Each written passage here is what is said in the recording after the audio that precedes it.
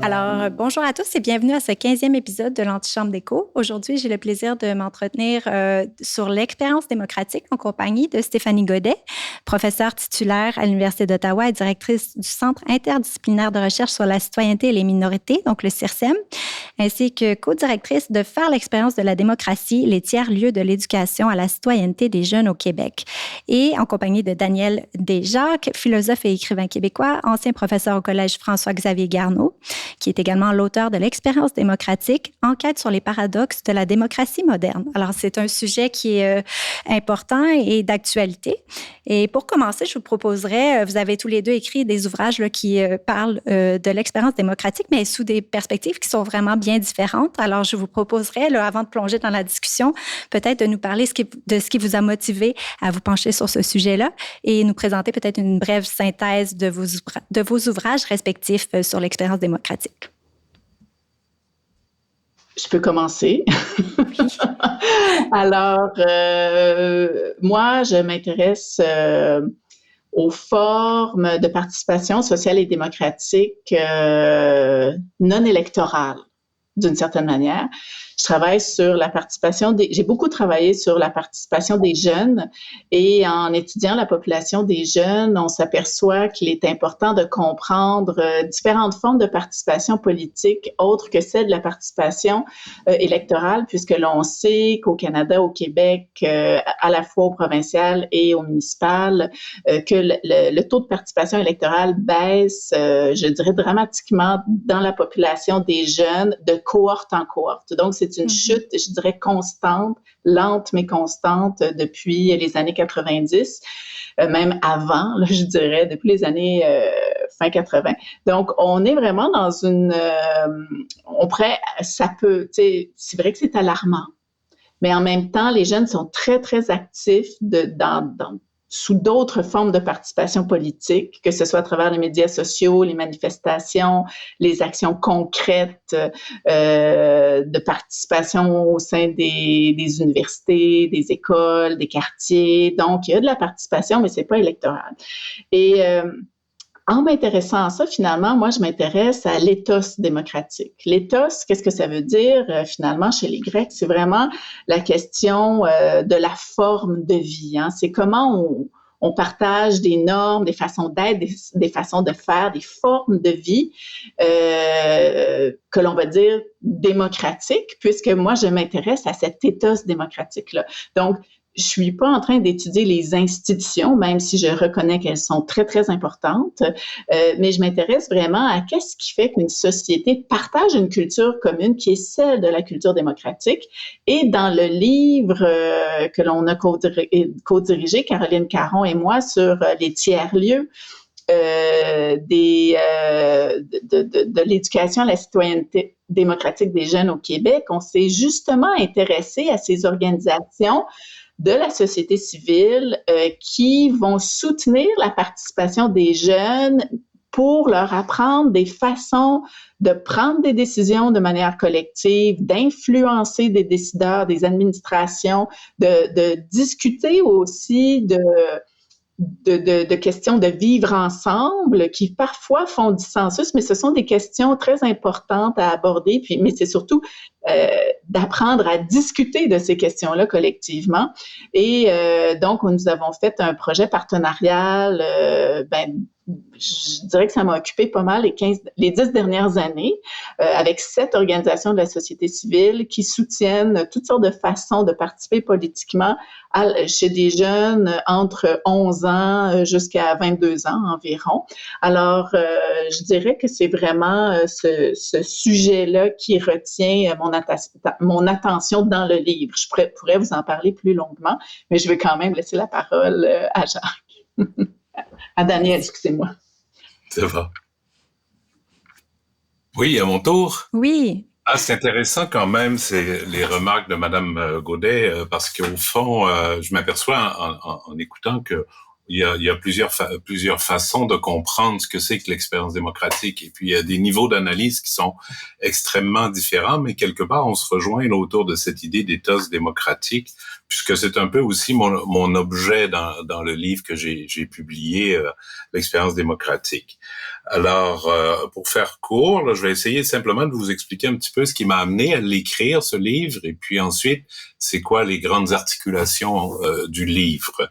Puis vous allez voir assez rapidement qu'on se situe à un niveau d'analyse qui est quand même très différent. Moi, je me situe plus dans la longue durée, dans l'histoire de la démocratie, en utilisant les instruments de la philosophie politique. Alors, écoutez, d'abord et avant tout, ce qui est à l'origine de ce livre-là, que j'ai commencé lors de la première présidence de Trump au tout début, sur lequel j'ai commencé à réfléchir, c'est au fond la question c'est une forme d'étonnement, je dirais. Étonnement et en même temps un étonnement qui est accompagné du fait que j'ai observé autour de moi une espèce de désorientation chez de nombreuses personnes concernant l'avenir de la démocratie. On a juste à me regarder là, pour savoir mon âge. Là, je pense qu'on me voit pas, là, mais on m'entend. Mais je suis assez vieux pour avoir vécu la chute du mur de Berlin, m'en souvenir assez bien.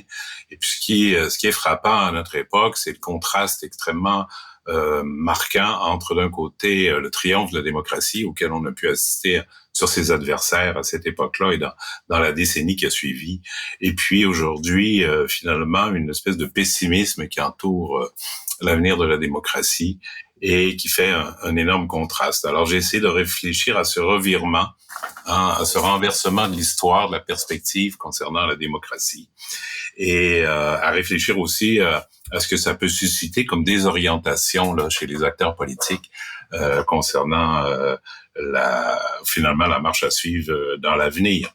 Des orientations qui viennent de plusieurs sources. Là, on en discutera un peu plus loin. Alors, dans le livre, ce que j'ai essayé d'offrir, c'est un peu une carte, en quelque sorte, du lieu dans lequel on se trouve dans l'histoire, de manière à permettre, au fond, aux gens qui liront le livre, aux acteurs politiques, au fond, de voir où est-ce qu'on en est rendu, puis où est-ce qu'on devrait, où on pourrait aller, en quelque sorte.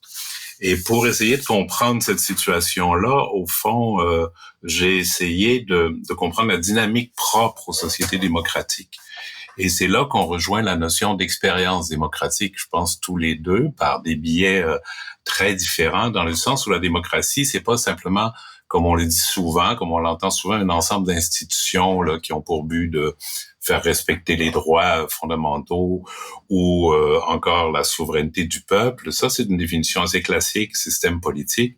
Moi, je le comprends davantage d'une façon qui remonte à Aristote comme un régime politique, c'est-à-dire une manière de vivre. Hein, c'est comme une forme en quelque sorte de vie en société.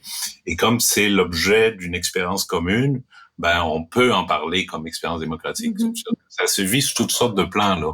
Ça se vit sur le plan politique, bien sûr, parce qu'on est citoyen, on est acteur, mais ça se vit aussi dans le domaine social, puisque la démocratie amène une transformation des liens entre les individus, que ce soit dans la famille, dans le travail ou ailleurs.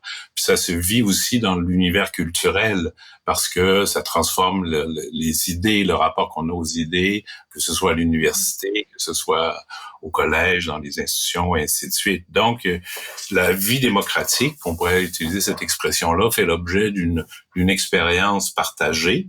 Et ce qui m'a intéressé, c'est de montrer que cette même expérience, vécue par des mêmes individus, parfois de la même génération, dans les mêmes lieux, donne naissance à des interprétations contradictoires. Bon, on le dit souvent, la démocratie, c'est un lieu de conflit, mais c'est un lieu où on retrouve des conflits d'interprétation. La même réalité peut être envisagée de plusieurs façons, de plusieurs angles. Ce que j'ai essayé de montrer, c'est qu'il y a au moins 4 de ces tensions herméneutiques, tensions d'interprétation qui caractérisent la vie démocratique, non seulement aujourd'hui, mais à travers toute son histoire. Et c'est ça l'ampleur du propos. La première, je vais rapidement, là, parce que moi non plus, je veux pas prendre trop de temps. Premier paradoxe, c'est au fond l'idée que en démocratie, on se conçoit comme des égaux, on se conçoit aussi comme des semblables, possédant la même nature, la même essence, qui est au fondement des droits universels qu'on s'accorde, mais du même coup, on se conçoit aussi comme des êtres foncièrement différents qui revendiquent une reconnaissance de leur différence. Alors là, il y a une première tension qui est pas toujours très bien articulée, qui est pas toujours bien comprise entre je suis le semblable d'autrui, mais en même temps je suis quelqu'un de parfaitement unique qui s'en distingue et qui veut être reconnu dans sa distinction. Et ça, c'est une dimension de la vie démocratique qui pose une difficulté. Second paradoxe, pour certains individus, c'est un progrès considérable que de la liberté qu'a apporté l'avènement de la démocratie. Pour d'autres, au contraire, tout aussi nombreux, je dirais, on a vu apparaître des nouvelles servitudes à l'État, servitudes à la technologie, servitude au capitalisme, et ainsi de suite, qui dénoncent, au fond, la situation. Donc, même réalité, mais perçue de façon très contradictoire sur la question de la liberté. On a juste à penser aux événements là qu'on a eus à Ottawa il y a quelques années, là, avec les camionneurs qui s'attaquaient à l'autorité là, de l'État au nom de la liberté. Troisième paradoxe, c'est peut-être le plus important pour la discussion qu'on a entre nous, c'est celui qui oppose au fond l'uniformité et la diversité, dans le sens où on vit dans un monde où on valorise grandement la diversité des cultures, diversité des manières de vivre, diversité des styles de vie, mais en même temps, on s'aperçoit bien, puis je pense que tout le monde en prend conscience, qu'on est en train, par nos gestes, nos actions, par toutes les choses qu'on met en place, on assiste à une uniformisation des pratiques humaines à travers le monde, dans tous les domaines. On peut être dans un hôtel à Montréal, on peut être dans un autre hôtel à Paris, puis un autre à Bangkok, puis on va avoir la même décoration, le même environnement sonore, et on risque même de manger les mêmes choses. Alors, il existe un processus d'uniformisation qui contraste en quelque sorte avec l'amour de la diversité qu'on peut démontrer. Et le quatrième paradoxe, c'est celui qui traverse tout le champ universitaire et le monde intellectuel comme tel, entre d'un côté nature et culture. Il y a dans les sciences naturelles, qu'on dit naturelles, bien sûr, une utilisation fréquente, continue de l'idée de nature. Puis ensuite, on a les sciences humaines, où il y a une contestation de la pertinence de l'idée de nature au nom de toutes sortes de critiques de cette idée de nature, notamment dans le champ politique ou dans le champ moral, et où on tend à remettre en question la place de la nature. Or, c'est problématique. Pourquoi? Je termine avec ça, parce qu'au fond, les révolutions démocratiques, à l'origine, se sont réclamées de la nature. Quand on lit la déclaration d'indépendance des États-Unis, on fait appel à la nature. Et c'est un concept qui était perçu comme étant au fondement, finalement, de la démocratie. Puis à mesure que la démocratie a évolué, que les esprits ont évolué, au fond, ce fondement-là est devenu de plus en plus fragile pour être remplacé par d'autres. Là. Mais ça pose un problème quand même quant à la vérité que cherche à accomplir la démocratie dans l'histoire. Alors, beaucoup d'idées, là, je m'excuse d'avoir ramassé ça rapidement comme ça, là, mais c'est un peu, au fond, le projet du livre quand même. J'aimerais rebondir sur cette idée de vérité parce que quand on parle de démocratie, d'expérience démocratique, en tout cas d'un point de vue de l'éducation, parce qu'on s'est beaucoup posé cette question-là, qu'est-ce que ça veut dire éduquer à la démocratie? Et là, je veux faire la distinction entre les programmes scolaires, on ne parle pas de scolarisation, mais bien d'éducation, donc d'éducation aux formes de vie, aux formes du vivre ensemble démocratique. On ne peut pas dissocier la démocratie des questions de vérité et de justice. Parce que on le dit, pour avoir une culture partagée, même s'il y a différentes compréhensions, filtres herméneutiques de la réalité partagée, il faut quand même avoir une certaine possibilité de discussion sur la vérité. Qu'est-ce qui est vrai dans le moment X, Y, Z?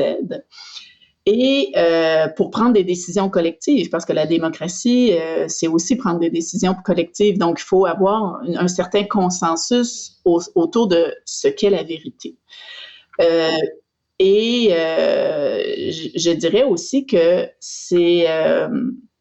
il faut aussi réfléchir à la question de la démocratie et de la justice.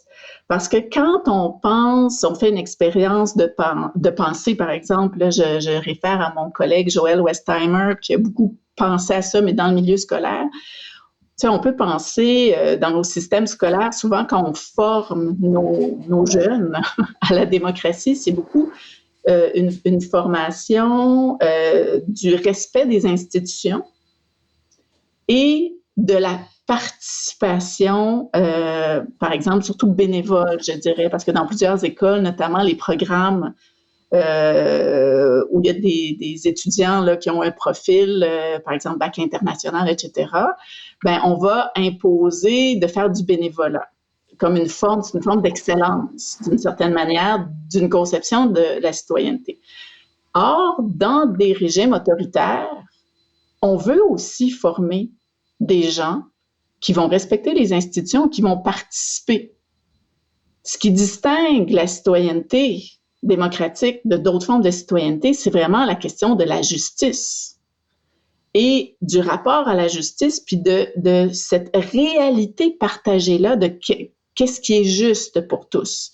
Et là, vient avec cette question de la justice-là, ben, toutes les questions d'inclusion, de diversité qui ont fait beaucoup jaser, si on peut dire, dans les dernières années. Actuellement, ce qu'on voit, donc ces notions-là de justice, de vérité, se retrouvent un peu dans les paradoxes qui ont été nommés là, par Monsieur Jacques. Et je pense que ces notions-là, actuellement, sont vraiment en train d'être attaquées actuellement par le gouvernement américain. Parce qu'on le voit, on est en train d'attaquer l'idée de justice, hein, on est en train de revoir les questions d'imputabilité. Puis aussi, on est en train d'attaquer la question de la vérité. Hein, on est en train d'enlever des subventions à des universités, on est en train d'enlever des subventions à des chercheurs, par exemple, qui vont travailler sur des sujets qui vont utiliser des mots qu'on ne peut plus utiliser, comme femmes, fœtus, inclusion, diversité. Tous les chercheurs aux États-Unis qui utilisent ça dans leurs projets de recherche actuellement se voient retirer leurs subventions. Donc, penser la démocratie, et moi, ben, c'est vraiment dans l'État, donc au point de vue de l'éducation, on ne peut pas parler de démocratie si on ne parle pas de justice et de vérité, et de culture partagée, donc d'éthos, de forme de vie, à la fois au niveau macro, c'est-à-dire des institutions, à la fois au niveau méso, c'est-à-dire des organisations, nos écoles, nos universités, nos villes, nos provinces, et à l'échelle micro, celle des interactions de tous les jours.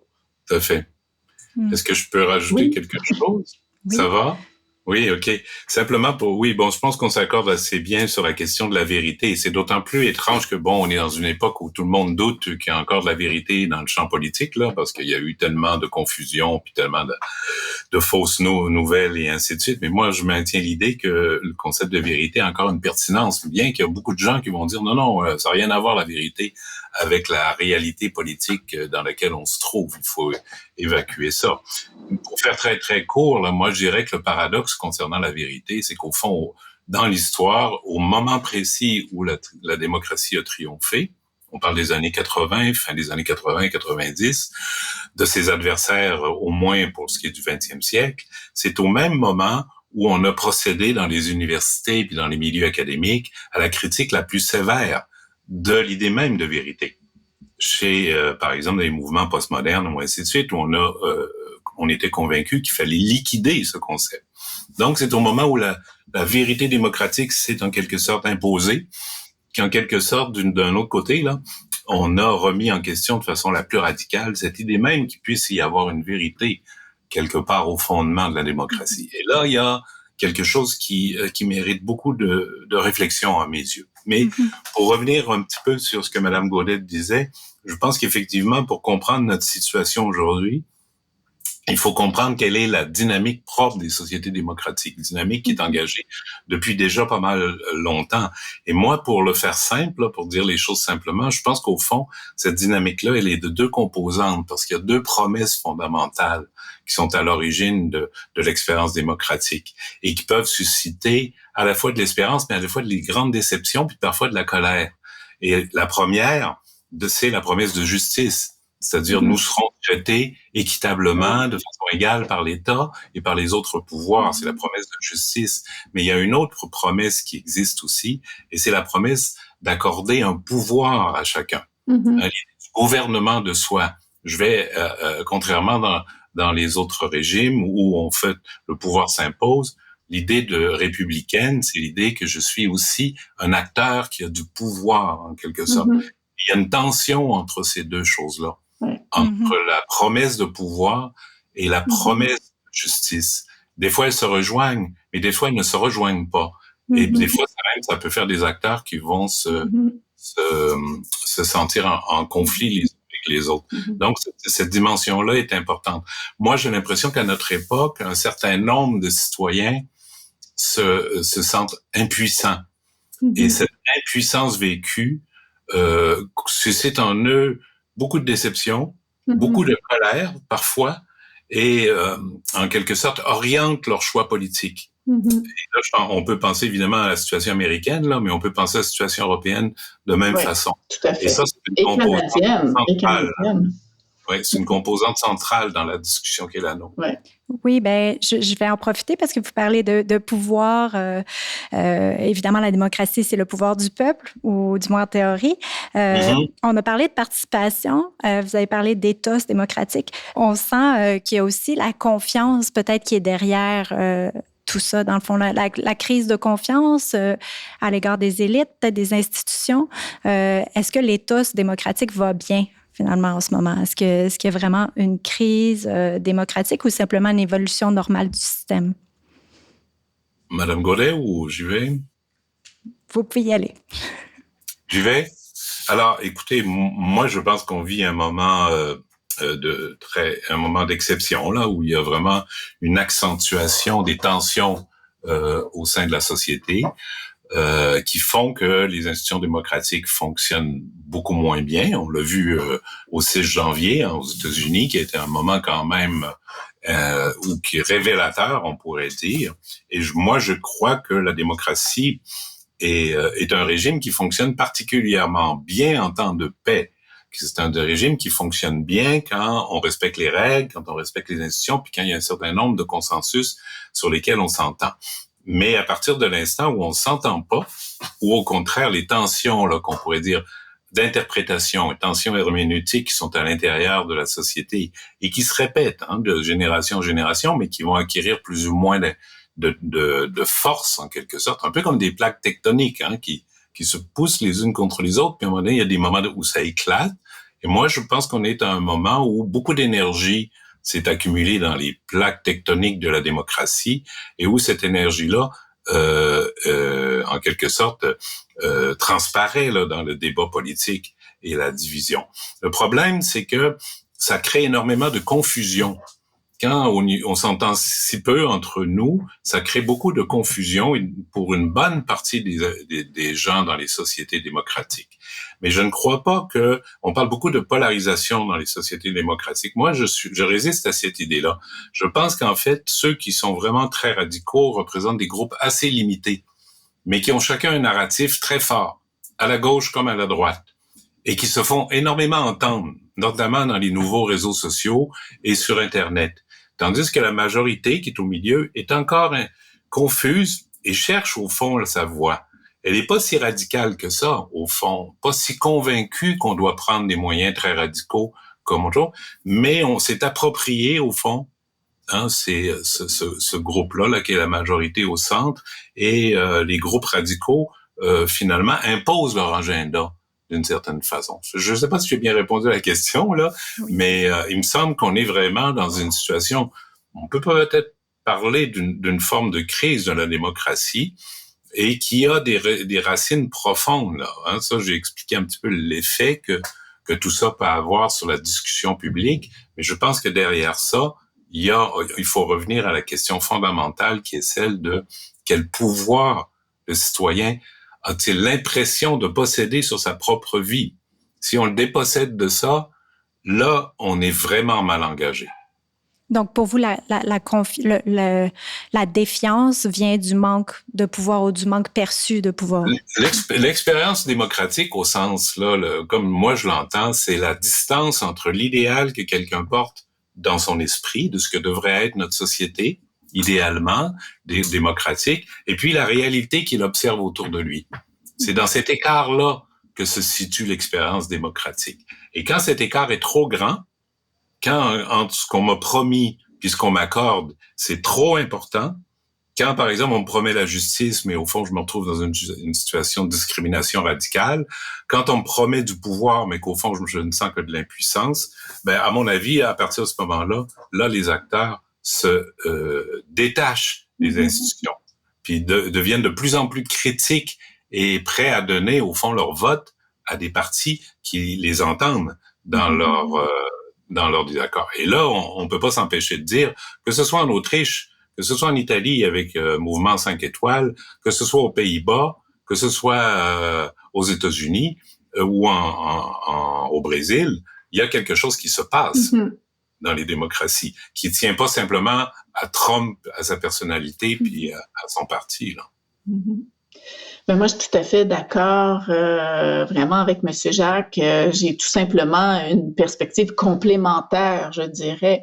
Dans le fond, moi, j'étudie cet écart entre la promesse et la réalité, puisque je suis sociologue, j'interviewe des gens, des organisations, j'étudie ce qui se passe dans la réalité des gens et je pense qu'on peut dire, oui, il y a une crise. Il y a une crise. Est-ce que c'est une crise de la démocratie ou est-ce une crise des institutions démocratiques? Là, je pense il y a une petite nuance à faire. Moi, j'ai l'impression que nous ne sommes pas nécessairement dans une crise de la démocratie, mais nous sommes certainement dans une crise des institutions démocratiques. Et bon, évidemment, il y a plein de raisons, mais je vais en nommer deux. Je pense qu'il y a des nouveaux acteurs dans la société actuellement qui sont assez méconnus de la société civile. Ils sont connus, mais on ne comprend pas, à mon avis, la juste mesure de ces acteurs-là qui sont, je dirais, je ne veux pas utiliser le mot oligarque, mais ça ressemble un petit peu à ça, dans le sens où il y a une structure économique la structure économique s'est financiarisée au cours des dernières années. Et cette financiarisation a fait qu'il y a des acteurs qui sont comme des citoyens, des compagnies internationales, finalement, qui influencent énormément les gouvernements. Et là, on pense notamment à tout ce qui est GAFAM. Alors, les GAFAM, ce sont des acteurs un petit peu tentaculaires qui vont avoir des influences à la fois sur la société civile et les décideurs, sans que ni la société civile ni les décideurs ne comprennent, à mon avis, vraiment la complexité de leur influence. Et on peut le voir notamment dans les influences qu'ils ont pendant les moments des élections. Mais on peut le voir également dans la façon qu'ils ont de contrôler l'information à travers les réseaux sociaux. Et on le sait très bien que l'information, le contrôle de l'information, ça a toujours été la première étape d'un État autoritaire. Mais là, c'est comme un genre de gouvernement international qu'on ne peut pas nommer ni identifier clairement, qui a un rôle très important à jouer dans cette crise de confiance à l'égard des institutions démocratiques, parce que j'ai l'impression que on a de la difficulté à comprendre l'influence en tant que citoyen, mais j'ai l'impression que même les politiciens sont pas vraiment... en fait, ils ne nous informent pas sur cette réalité-là. Donc, tous ces lobbies très importants qui vont influencer. Puis on voit qu'il y a quand même des politiciens qui tentent de tenir tête à Facebook, à Netflix, etc. Puis on leur fait payer. Je vais donner un exemple concret. Quand on a voulu demander à ce qu'il y ait des redevances au quotidien, par exemple, la presse, le devoir de gazette, tout ça, à travers Facebook, ben Facebook, ce qu'elle a fait, c'est qu'elle a juste bloqué toute l'information, finalement. Alors, puis quand on bloque l'information des journalistes, ben là, il y a toutes sortes de mésinformations, puis ce que M. Jacques dit, c'est très vrai, c'est que la polarisation se fait à partir de petits groupes, et ça a été prouvé. Là, il y a peut-être 5% de super actifs dans les réseaux sociaux, mais ils sont tellement actifs que et ils ont des idées radicales, mais on a l'impression qu'ils occupent tout l'espace parce que c'est un espace complètement dérégulé. Nous sommes dans la jungle actuellement et c'est comme si on assiste au développement d'une société civile en parallèle à la société interactionnelle, je dirais, de tous les jours. Puis là, on commence à comprendre, ah oui, c'est vrai, okay. Mais je suis pas sûre qu'on saisit tout ce qui se joue actuellement. Il y en a qui le saisissent, mais il y en a très peu, je pense, qui sont capables de bien vulgariser, bien expliquer ça à la société civile. Donc ça, c'est la question de la crise des institutions. Je pense qu'il y a une crise au niveau, il y a des nouveaux acteurs qui sont en jeu qu'on ne connaît pas assez. Le deuxième facteur, je pense, qui explique cette méfiance à l'égard des institutions, je pense que c'est la question de la transparence. Je pense qu'il y a quand même un manque de transparence de la part des gouvernements par rapport à des grandes décisions. Je pense au Québec, Northvolt, par exemple. Il y a eu un manque de communication, de transparence par rapport à ces décisions-là qui ne font que créer de la méfiance. Et il y a un auteur classique en sciences politiques, en Olson, qui nous dit, c'est exit, voice or loyalty. C'est-à-dire qu'en termes de participation, soit qu'on se soustrait, soit qu'on prend la voix, on prend voix, ou bien on est loyal. Mais il y a de moins en moins de gens loyaux. Parce que cette confiance-là à l'égard des institutions elle a été mise à mal. Donc, au niveau de la transparence, au niveau aussi, je dirais, de l'imputabilité et au niveau du partage, je dirais, des ressources. Parce que quand on parle de démocratie, on parlait de démocratie, ça vient avec justice. Donc, ça vient avec toutes sortes de politiques de redistribution de la richesse. Et là, on peut se poser des questions aussi, puis il y a beaucoup de gens, puis ça nourrit beaucoup l'extrême droite sur les échecs de cette redistribution de la richesse et de cette promesse dont parlait Monsieur Jacques de justice finalement. Puis quand on pense par exemple à la répartition des impôts, et on voit par exemple avec la montée de l'entrepreneuriat, on voit que maintenant que l'impôt est surtout imposé sur les revenus, alors qu'il y a de plus en plus de gens, finalement, qui ont beaucoup de patrimoine ou qui ont beaucoup de revenus avec d'autres sources de dividendes qui sont moins imposés que les salariés. Et là, la société est en train de changer. Il y a de moins en moins de salariés. Alors, les salariés sont devant une situation où ils contribuent énormément au partage de la richesse, mais que finalement, il y a toutes sortes de politiques ou d'instruments de politique qui se sont pas adaptés, je dirais, à l'évolution de la société. L'évolution du monde du travail, l'évolution du monde du patrimoine. Parce que maintenant, la question de qui a du patrimoine, c'est ce qui va différencier les inégalités sociales davantage que le revenu annuel. Alors, il y a toutes sortes de réalités comme ça, à mon avis, qui vont expliquer cette crise à l'égard des institutions. Tout à fait, oui, c'est juste. Peut-être pour revenir, crise de la démocratie, je pense qu'il y a une distinction qui est utile, si je peux me permettre, là, je ne sais pas si vous aviez une question, là, ça va? OK. Alors, crise de la démocratie ou crise des institutions, moi, je pense que la crise des institutions peut conduire à terme à une crise de la démocratie. Explique. La grande majorité des gens aujourd'hui, je ferai une distinction entre les ennemis de la démocratie et les adversaires, en quelque sorte. Les ennemis de la démocratie, ce sont ceux qui refusent, au fond, les principes sur lesquels elle repose. Finalement, ils sont assez peu nombreux parmi nous. Je pense qu'en grande partie, la discussion qu'on a en démocratie, c'est une discussion sur les moyens de réaliser les idéaux. C'est le moyen de réaliser nos principes. C'est là-dessus, au fond, il y a eu au XXe siècle le grand partage entre les socialistes, par exemple, et les libéraux, qui étaient, au fond, sur les moyens fondamentaux de réaliser la justice, l'égalité, la liberté, et ainsi de suite.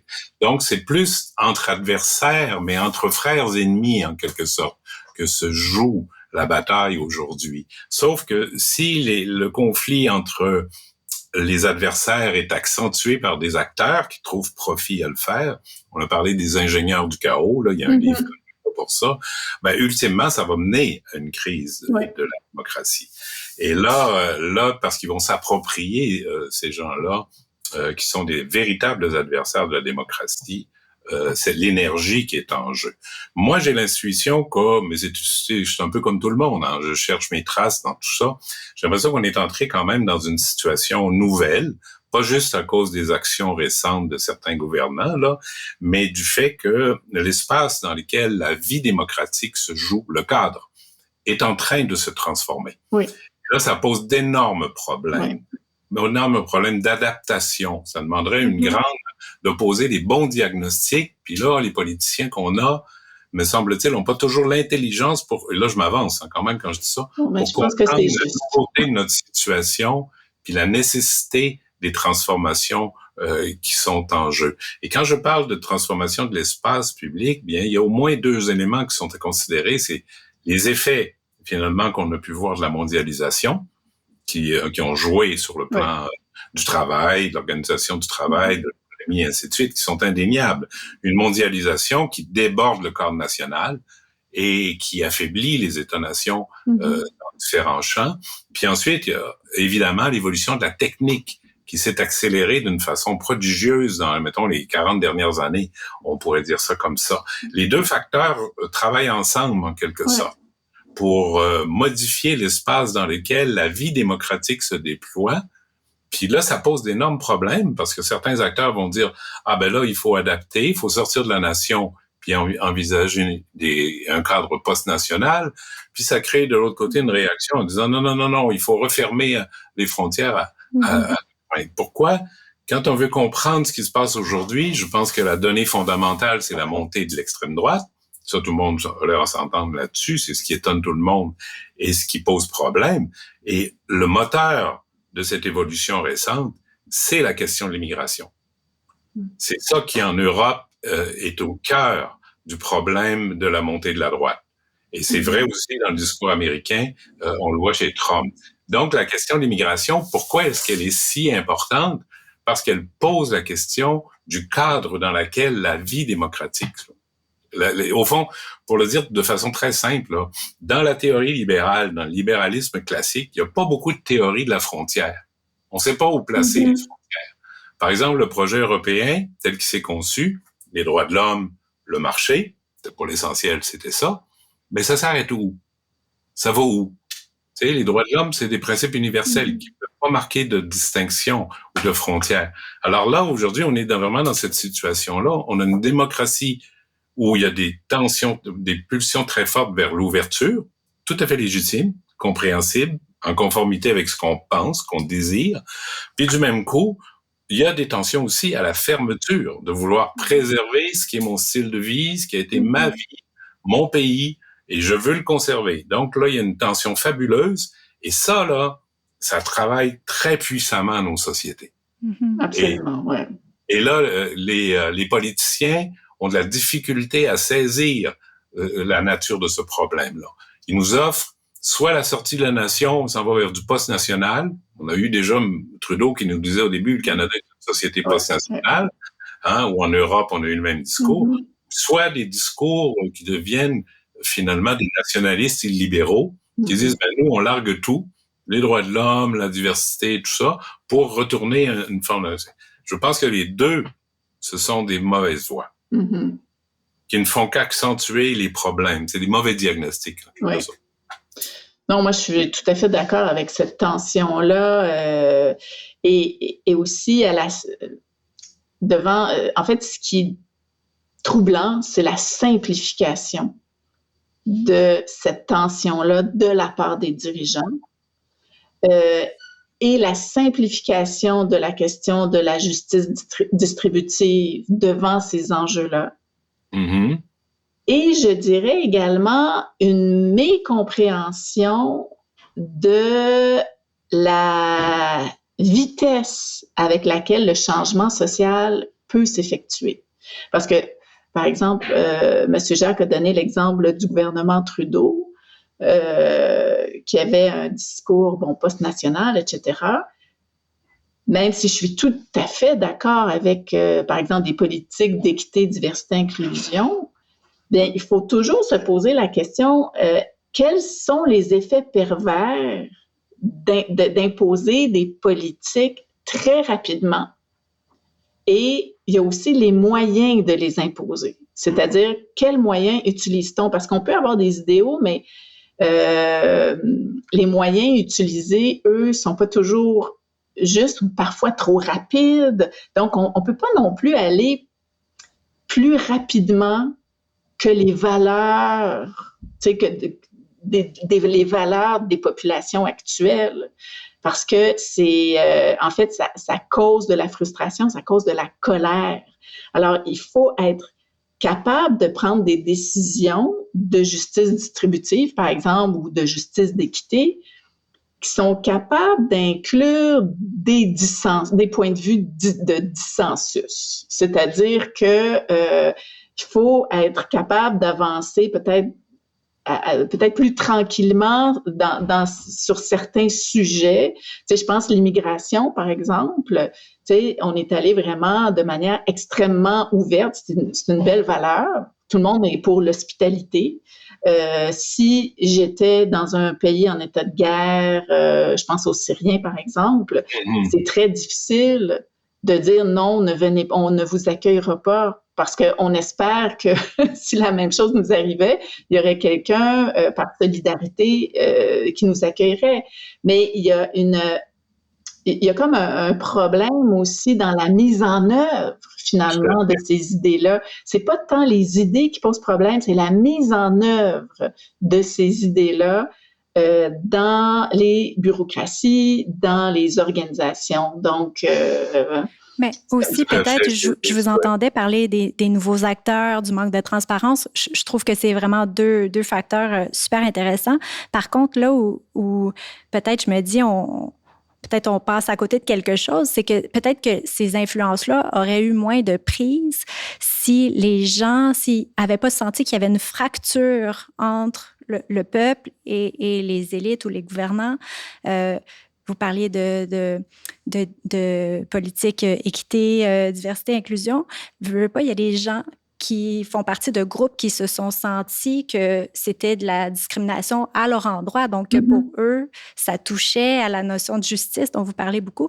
Donc, je pense que c'est ce facteur-là, cette fracture-là a peut-être contribué à la montée là, de certains mouvements populistes et que si on fait l'économie là, de s'interroger sur cette fracture-là ou de la comprendre, peut-être qu'on va passer à côté de quelque chose. Absolument. C'est très important de la comprendre. Et c'est très important aussi de comprendre les rapports sociaux qui structurent nos sociétés. Là, il y a des rapports de genre, il y a des rapports de racialisation, il y a des rapports d'âge. On ne peut pas parler de ça comme si c'était uniquement des idées. Il faut les comprendre concrètement. C'est la raison pour laquelle ça prend du temps. Parce que si on veut bien mettre les choses en œuvre, bien comprendre les populations, ben il faut prendre le temps de les consulter notamment. Et là, ça vient un petit peu à mon autre idée que je trouve quand même assez importante là par rapport à la démocratie. On a parlé de la crise des institutions démocratiques, que dans le fond, les citoyens, comme disait M. Jacques, si la distance entre les promesses et leur réalité est trop grande, ils vont perdre confiance. Ben, la réponse, finalement, pour plusieurs auteurs, le Blondiot, tout ça, ça a été de dire, ben, il faut davantage de démocratie participative. On pense, par exemple, au processus du BAP, on pense au processus de consultation publique qui a été implanté dans plusieurs municipalités au Québec. Donc, ce sont des exemples de démocratie participative où les citoyens peuvent avoir ce sentiment-là que oui, ils sont écoutés et oui, ils ont un pouvoir en dehors des élections. Sauf que la démocratie participative, même si je pense que c'est très important, bien, ça demande beaucoup de travail. Ça demande un encadrement. Parce que si on fait participer des citoyens, on leur demande de se déplacer, on les écoute, puis que finalement, on ne respecte pas la parole, ça crée davantage de cynisme et d'exit, pour reprendre le concept, là, c'est-à-dire les gens vont juste se détacher complètement du système. Alors, oui, je pense que les citoyens doivent avoir davantage de lieux, d'espace. Moi, je parle de tiers-lieux où ils sont capables de se faire écouter par des gens qui ont du pouvoir. Mais pour ce faire, il faut que ça soit encadré. Il y a des dispositifs qui doivent être mis en place. Je pense notamment à l'Institut du Nouveau Monde qui a développé toutes sortes de dispositifs pour écouter les citoyens, puis vraiment influencer des processus. Mais ça se fait pas en criant ciseaux, là. Ça se fait pas en ouvrant une ligne d'écoute dans une radio, là. Il faut qu'il y ait des professionnels qui soient là pour organiser la prise de parole. C'est sûr que l'éducation et la compréhension jouent un rôle central. Je sais pas si c'est suffisant, mais c'est certainement une des composantes qui permettrait de replacer les choses. Par contre, pour revenir sur la question du rôle des élites, là, au fond, on a à la droite, là, puis à l'extrême droite, des gens qui se positionnent contre les élites, mais on s'aperçoit quand on creuse que les acteurs qui sont dans ces groupes-là sont des élites. Une élite. C'est une élite qui combat une autre élite. Absolument. C'est ça. On est vraiment en présence de deux élites. Et la question qu'il faut comprendre, c'est comment, au fond, la majorité qui reste un peu désorientée, pourquoi est-ce qu'elle est désorientée? Est-ce qu'elle devient sensible à ce type de discours de ces deux élites qui sont en guerre les unes contre les autres à travers les institutions, mais à travers les réseaux sociaux et ainsi de suite. Moi, je me permettrai un commentaire en lien avec ce qu'on disait tout à l'heure, là. La participation, c'est central, on l'insiste, on le redit. Éducation, participation, personne va aller contre ça. Le problème, c'est vrai, mais c'est aussi que la participation est une chose, mais il faut que ça se fasse dans un horizon où on a le sentiment d'appartenir à un corps commun, Absolument. de faire chose commune. Oui. De faire chose commune. Et ce qui est devenu très problématique aujourd'hui, c'est quel est ce corps commun auquel on appartient. Je pense que la participation acquiert son énergie à partir du moment où les individus s'investissent dans quelque chose qui leur appartient. Et qu'ils estiment être ma chose à moi avec l'autre. Et ça, dans nos sociétés, on peut avoir des mécanismes de participation, mais on a de plus en plus un horizon intellectuel, moral, qui fait que c'est pas très clair où est le commun en quelque sorte entre nous. C'est ça. Et ça pose des problèmes réels. Et c'est difficile d'arriver à reconstituer un espace commun qui nous appartienne à nous, dans le respect en même temps de certains idéaux universalistes auxquels on est attaché. Et c'est là qui fait la complexité de la vie démocratique. C'est le fait qu'à partir le même idéal d'origine, qui est l'idéal d'égalité au fond, différentes propositions rentrent en concurrence dans la place publique, mais dans les esprits aussi. Juste un exemple pour compléter l'idée. Par exemple, la question des droits de l'homme, c'est une idée auquel on est attaché. Mais en même temps, les droits de l'homme ont évidemment une composante universelle, comporte une ouverture presque illimitée à autrui. Mais quand on veut l'appliquer puis lui rester fidèle, et ça, et comme Madame Gaudet vient de le mentionner, il faut faire attention parce que le problème, c'est que l'extension indéfinie de ce principe universel dans sa réalisation pose des problèmes d'ordre politique parce que l'intégration dont est capable une société reste limitée. Les êtres humains sont ce qu'ils sont. Et ça doit être compris et respecté aussi. Si on prend l'exemple de Merkel, par exemple, avec la question de Merkel qui a accepté en Allemagne de recevoir 1 million de réfugiés. Moralement, on ne peut qu'être d'accord. La situation dans laquelle ces gens-là vivaient était effrayante, et puis on ne pouvait qu'être d'accord en s'appuyant sur cette idée, au fond, qu'on est des semblables, puis qu'on est sensible à leur souffrance, et on veut à partir de cela, on se ressent à partir de là un devoir moral envers eux. Donc, moralement, c'était irréprochable comme décision. Au plan politique, par contre, on est obligé de se poser la question, est-ce que c'était véritablement la bonne décision? Pourquoi? Parce qu'il y a plein d'analystes qui vont dire, ben, ça a fait le nid de l'ADF, le parti d'extrême droite qui aujourd'hui cartonne aux élections dans différentes régions. Le lien est naturellement pas évident, là. On peut pas dire un gars l'autre, là. Mais quand même. Il y a des analystes pour se poser la question de dire, ben, au fond, c'est à partir de là que l'ADF a commencé à carburer et à gagner du terrain. Et, ça vient un petit peu à l'idée de vitesse que je mentionnais, c'est que on ne peut pas imposer des changements sociaux trop brusques. Il faut respecter aussi les processus, les interactions sociales, les organisations, la capacité de changement des individus, parce que sinon, ça a finalement un peu des effets pervers. Ça va à l'encontre de l'objectif politique. Tout à fait, oui. Je ajouterais même sur vitesse, je dirais, il faut peut-être commencer à réfléchir sur l'idée que dans la réalisation de nos idéaux, il faut aussi être sensible à certaines limites. Oui. Il faudrait être capable d'accepter, que ce soit en Amérique ou en Europe, parce que au fond, ce qu'on s'aperçoit, c'est que j'ai dit tout à l'heure que la dynamique démocratique joue sur deux promesses. Une promesse de justice, puis la promesse de pouvoir, en quelque sorte. Et il faut être conscient que si on pousse très, très loin dans ses conséquences la promesse de justice, peut-être qu'on affaiblit, en quelque sorte, les capacités d'intégration, les capacités d'action, puis les capacités d'identification des citoyens. Et à travers ça, il y a une expérience qui peut devenir très problématique en termes de perte de pouvoir politique. Plus savoir à quelle communauté moi je dois m'identifier. Par exemple, on a assisté dans les dernières années au nom de l'idée de la diversité, ce qui est tout à fait légitime, de reconnaître, par exemple, les choses qui se sont passées dans l'histoire au détriment des minorités, ce qui a conduit à une critique parfois très radicale de la majorité.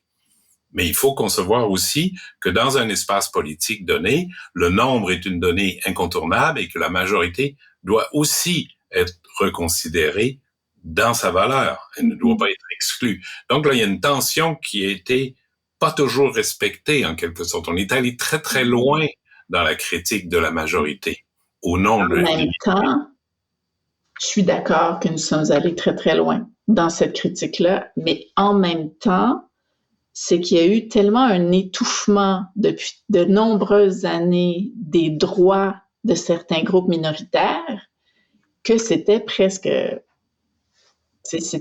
prévisible que des groupes minoritaires disent « ça suffit ».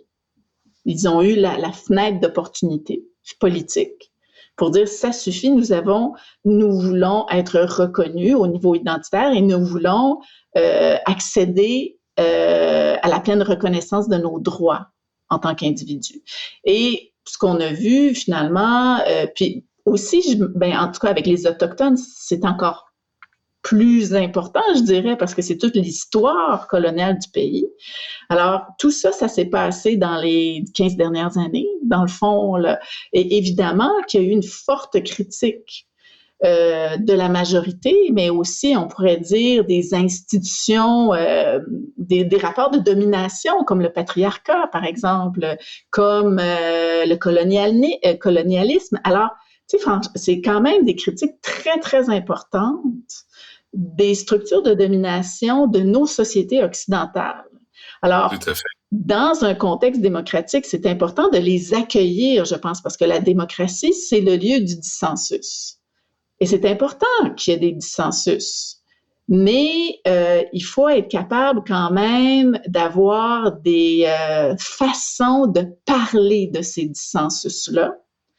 Et je pense qu'avec les médias sociaux, qui est ce nouvel acteur, finalement, dans le portrait. Tu sais, peut-être que ces enjeux-là, s'ils étaient survenus il y a 40 ans, par exemple, peut-être qu'ils n'auraient pas eu du tout la même répercussion sur la société parce qu'ils auraient été beaucoup plus je dirais, humanisé, dans le sens où on aurait rencontré des vraies personnes en personne qui interagissent, qui revendiquent, on aurait pu leur parler. Mais là, c'est que le débat, finalement, quand le débat, en fait, c'est quand la controverse, on n'est plus dans le débat, là, on est dans la controverse. Quand la controverse démarre, on ne sait plus à qui parler. Et ça, c'est un gros problème en démocratie, parce qu'on ne sait plus qui est imputable de la parole, finalement. À qui peut-on parler pour régler certains problèmes, pour discuter des dissensus? Et là, ça revient à la question de l'appartenance, mais moi, je dirais de l'espace partagé. Et on en a parlé en démocratie, c'est sûr qu'on a des visions différentes de l'espace partagé, ça a toujours existé, sauf qu'actuellement, dans la société actuelle, on pourrait dire que ces expériences partagées sont tellement démultipliées qu'on a l'impression, finalement, d'être dans des univers parallèles parfois. Puis ce sont des univers parallèles, je dirais, presque générationnels. Parce que on peut très bien, si vous êtes sur le réseau, par exemple, si vous êtes sur Facebook, vous allez avoir des gens de 40, 50, 60 ans. Si vous êtes, qui vont être en débat, mais tu sais, ça va pas te débattre tant que ça, mais il va y avoir des réflexions, tout ça. Et là, si vous voulez comprendre ce que les jeunes font, il faut aller sur d'autres réseaux. Puis là, il y a d'autres gens, eux autres, qui vont discuter à travers les sites web des médias, la presse, Le Devoir, Le Soleil, etc. Donc, ça s'est tellement démultiplié, comme dans notre vie, hein, on reçoit des messages par texto, par Facebook, par courriel, le courriel du travail, le courriel personnel, le téléphone, la ligne téléphonique est encore là, la ligne dure. Alors, ça, là, ça se répercute à l'échelle sociétale. Alors, non seulement on a de la difficulté à discuter, mais je dirais qu'il y a une certaine insécurité ontologique même à discuter. On ne discute même pas avec les mêmes outils de communication. Alors, concrètement, ça devient extrêmement difficile de prendre des décisions quand même pour les politiciens ou même pour les citoyens de se retrouver là-dedans, parce qu'on peut se retrouver dans des discussions puis dire, finalement, c'est qui ces gens-là? Ah, c'est des gens qui habitent en Allemagne. Ah dis donc, je savais pas. Moi, je pensais que je discutais de tel sujet, mais ce sont des... Alors, cette dématérialisation de la discussion ouvre la porte à la controverse et, à mon avis, effrite le lien social. Alors, il faudrait avoir des espaces. Moi, c'est la raison pour laquelle je dis c'est très important pour les jeunes, mais je dirais pour toutes les générations, mais là, la recherche portait sur les jeunes, mais d'avoir des tiers-lieux non commerciaux. Parce que si on regarde au Québec, depuis la sécularisation, on a perdu, par exemple, les églises comme lieu de socialisation. On n'a plus tant de lieux où on peut se rencontrer entre concitoyens de différents groupes d'âge qui ne sont pas des lieux commerciaux. Parce que le centre d'achat, c'est à peu près l'endroit où les gens vont se réunir maintenant, les week-ends. Mais si on est quelqu'un avec peu d'argent, si on veut créer du lien, où est-ce qu'on va? C'est pas si simple que ça. Il y a les bibliothèques. C'est tout. Il n'y a pas beaucoup de lieux, effectivement. C'est très juste, cette remarque. D'ailleurs, c'est Putnam, je pense, qui avait écrit Bowling Alone. Oui. Bowling Alone, mais Putnam, lui, s'intéressait. Lui, il disait, les Américains continuent à aller à la salle de bowling, sauf qu'ils sont plus dans des ligues. Oui, c'est ça, ils sont plus ensemble. Ils sont plus ensemble, ils sont encore dans ces lieux de bowling, mais ils ne sont plus dans des ligues, ce qui effrite le capital social. C'est ça, exactement. Je pense qu'on n'a même plus de bowling. On a décidément des communautés à rebâtir. Là, je vois que le temps file, puis je sais qu'on aurait eu encore plein de choses à aborder.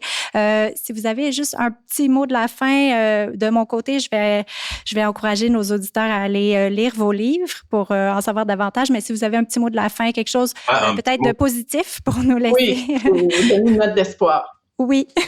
Une note d'espoir, oui. Ben écoutez, pour être honnête, moi je suis pas très optimiste par les temps qui courent. Hein. Je dirais plutôt qu'il faut être alerte, vigilant. Je pense qu'effectivement, le problème fondamental, c'est qu'on assiste à une espèce de fragmentation dans nos sociétés des différents lieux d'expérimentation de vie, mais aussi d'autorité et ainsi de suite, et que ça pose un terrible problème politique.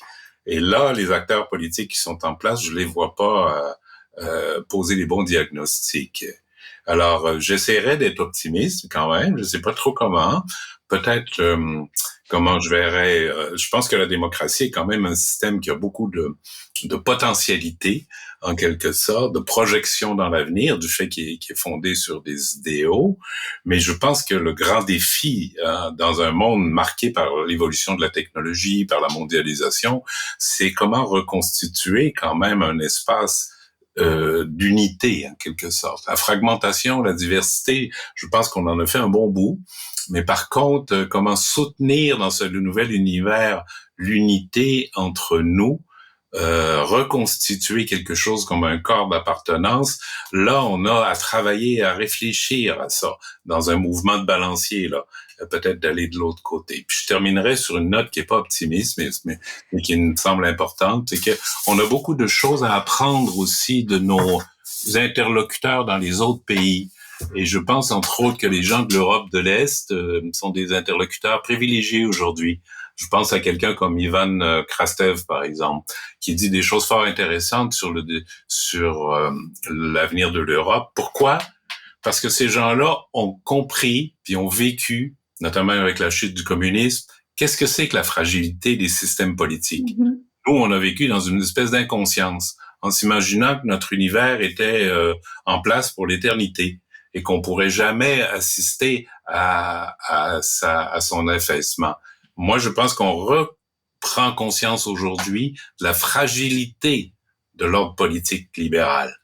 Et cette prise de conscience-là, à mon avis, doit nous amener à réfléchir et à trouver de nouvelles solutions. Ça, c'est peut-être mon espoir, tiens. Merci.